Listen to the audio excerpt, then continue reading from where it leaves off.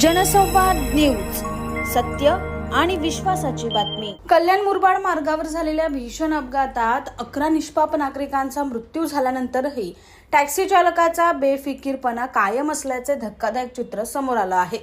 अपघातातून कोणताही धडा न घेतल्यामुळे कल्याण रेल्वे स्टेशन परिसरातून भिवंडी, पडगा आणि श्री मलंगडच्या दिशेने अजूनही ओव्हरसीट प्रवास सुरूच आहे।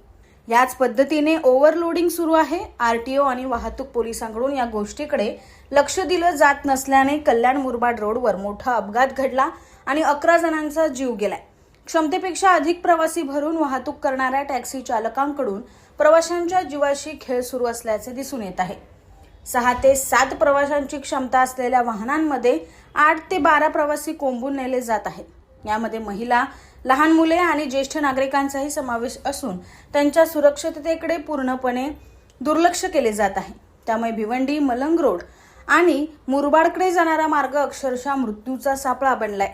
या पार्श्वभूमीवर कल्याण वाहतूक पोलीस आता ऍक्शन मोडमध्ये आले आहेत। स्टेशन परिसरात विशेष पथके तैनात करून ओव्हरसीट प्रवासी नेणाऱ्या वाहनांवर सकाळपासूनच धडक कारवाई सुरू करण्यात आली। नियमांचे उल्लंघन करणाऱ्या टॅक्सी चालकांवर 10 ते 12 हजार रुपयापर्यंतचा दंड ठोठावण्यात येत आहे। महत्त्वाचे म्हणजे हा दंड आता जागेवर भरता येणार नसून संबंधित वाहन चालकांना न्यायालयात जाऊनच दंड भरावा लागणार आहे। त्यामुळे नियम मोडणाऱ्या चालकांमध्ये भीतीचे वातावरण निर्माण झालंय।